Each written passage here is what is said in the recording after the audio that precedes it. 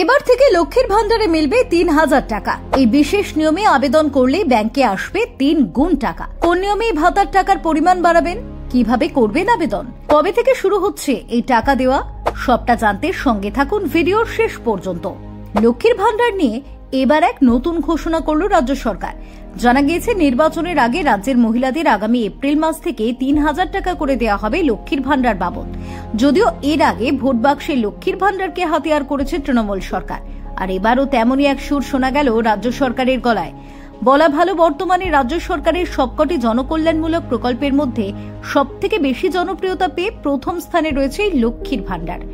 সরকারের এই প্রকল্পের আওতায় মহিলা উপভোক্তারা সরাসরি ব্যাংক অ্যাকাউন্টে টাকা পেয়ে থাকেন। আগে অবশ্যই এই প্রকল্পের আওতায় প্রতি মাসে মাত্র ৫০০ টাকা করে ভাতা পেতেন বাংলার মহিলারা। পিছিয়ে পড়া জাতি উপজাতির মহিলারা পেতেন ১,০০০ টাকা।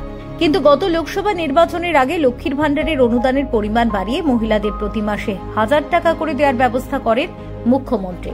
তপশিলি জাতি উপজাতি মহিলাদের জন্য সেই টাকা বাড়িয়ে করা হয় ১২০০ টাকা। মূলত রাজ্যের মহিলারা যাতে আর্থিকভাবে স্বনির্ভর হয়ে ওঠেন, সেই লক্ষ্যে শুরু হয়েছিল এই প্রকল্প, যেটি সময়ের সাথে সাথে জনপ্রিয়তার শীর্ষে পৌঁছেছে।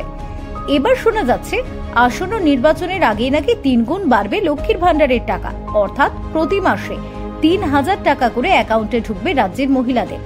এই প্রকল্পে ২৫ থেকে ৬০ বছর বয়সী মহিলারা আবেদন করতে পারবেন। তবে কোনো সরকারি কর্মচারী মহিলা এই প্রকল্পের সুবিধা পাবেন না। বলা ভালো, যেসব মহিলাদের বাৎসরিক আয় ২.৫ লক্ষ টাকার কম, শুধুমাত্র তারাই এই প্রকল্পের টাকা পাওয়ার যোগ্য। আর এই টাকা পেতে প্রতি মহিলাকে তার ইনকাম সার্টিফিকেট জমা দিতে হবে আবেদনপত্রের সঙ্গে। আসলে পিছিয়ে পড়া মহিলাদের এবার থেকে মাস চালানোর মতো টাকা দিতে চাইছে তৃণমূল সরকার।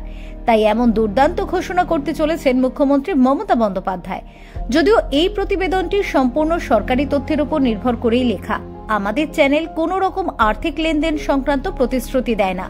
তাই যে কোনো আর্থিক সংক্রান্ত খবরকে মান্যতা দেওয়ার আগে সত্যতা যাচাই করে নেওয়া জরুরি। Bureau report, doctor time.